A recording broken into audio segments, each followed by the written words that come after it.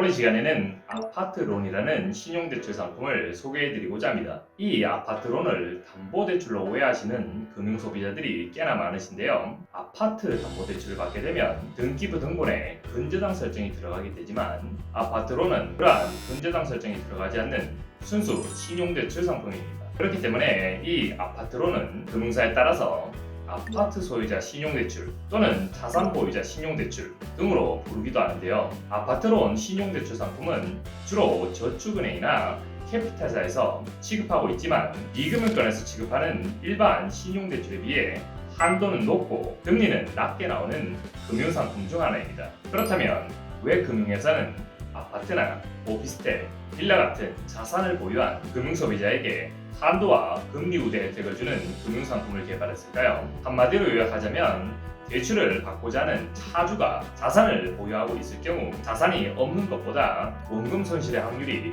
훨씬 줄어들기 때문입니다. 비록 자산에 담보 설정이 되지 않았더라도 채무 불이행이 발생하면 채권자인 금융회사는 채무자의 자산에 대해 우선 가압류를 넣게 되고요. 가압류를 설정한 상황에서도 채무 불이행이 계속된다면 법원 판결을 받아 강제 경매를 통해 대출 원금과 지연 이자를 회수하게 됩니다. 그렇다면 이 아파트론은 어떤 경우에 활용하면 좋을까요? 첫 번째는 무직자나 주부인 경우입니다.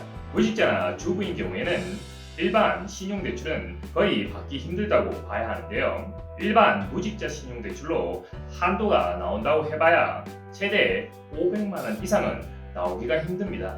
하지만 이 아파트론은 무직자나 주부분들께서 그 이상의 한도를 원하시면서 동시에 근저당 설정이 되는 것을 원치 않는 경우에 활용하면 좋습니다. 두 번째는 공동 소유자의 동의를 받기 어려운 경우입니다. 아파트나 빌라, 오피스텔 같은 자산을 배우자 또는 제3자와 공동 소유한 상태에서 근저당 설정이 들어가는 담보대출을 받고자 하는 경우에는 반드시 공동 소유자의 동의가 필요한데요. 그렇지만 살다 보면 배우자 몰래 자금을 융통해야 하는 경우도 있고 돈이 필요한 상황을 얘기하고 동의를 구해도 배우자가 동의를 안 해주는 경우도 있을 수 있겠죠. 이러한 경우에 해당한다면 공동 소유자의 동의가 필요 없는 아파트론을 활용해 보시길 추천드립니다. 아파트론을 활용하면 좋은 경우 그 세 번째는 해당 아파트를 담보로 생활자금 목적의 주택담보대출을 일으키고자 하는데 세입자의 동의를 받기 어려운 경우입니다. 돈을 빌리고자 하는 차주가 소유권을 가지고 있는 아파트에 직접 거주할 수도 있지만 때로는 전세계약 또는 월세계약을 통해 세입자가 거주하고 있는 경우도 있을 수 있겠죠. 근저당 설정이 들어가는 일반 주택담보대출의 경우 담보대출을 일으키고자 하는 해당 주택에 세입자가 거주하고 있다면 반드시 세입자의 동의를 받고 나서 대출을 실행해 주게 되는데요. 만약 세입자의 동의를 받기 어렵다면 아파트론을 활용해 세입자의 동의 없이 추가 자금 확보가 가능합니다. 앞서 설명드린 것처럼 아파트론은 어디까지나 저당 설정이 들어가지 않는 신용대출 상품이기 때문에 세입자의 동의를 필요로 하지 않습니다. 아파트론을 활용하면 좋은 경우 그 네 번째는 LTV 규제로 인해 추가 주택담보대출이 불가한 경우입니다. 잘 아시다시피 투기지역은 LTV 40%, 조정지역은 LTV 50%, 비규제지역은 LTV 70%까지만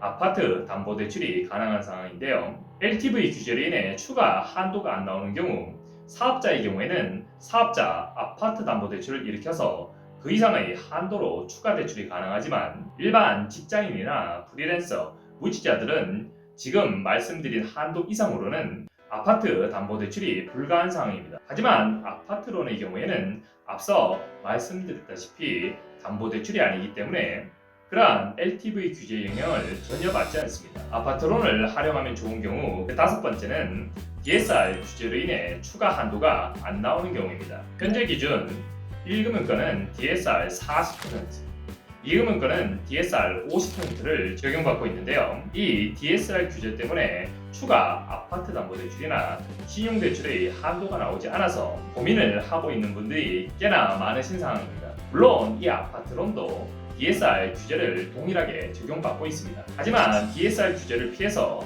아파트론을 받는 방법이 있기 때문에 이 부분은 따로 문의를 주시면 될 것 같고요. 알아보았고요. 마지막으로 아파트론의 자격 조건에 대해서 간단히 설명을 드리고 마치도록 하겠습니다. 대출 대상은 주택 등의 자산을 단독 또는 공동 소유한 분이라면 누구나 가능한데요. 예외적으로 배우자 명의의 아파트에 함께 거주하고 있다면 배우자 동의가 없을지라도 배우자 아파트론이 가능합니다. 세부 조건은 잠시 후에 좀 더 설명을 드리도록 하겠습니다. 이어서 대상 가능 물건을 알아보도록 하겠습니다. 처음에 이야기를 시작하면서 아파트론을 정확하게 표현하자면 자산 소유자 신용대출이라고 말씀을 드렸었는데요. 아파트뿐만 아니라 주상복합, 오피스텔, 연립주택, 다세대, 빌라 등의 공동주택과 다가구, 다중주택, 전원주택 등의 단독주택 보유자도 진행이 가능합니다. 이와 더불어 토지나 상가, 숙박시설, 공장 등의 자산 보유자도 대출 진행을 해볼 수가 있습니다. 단, 비주택 자산 보유자의 경우에는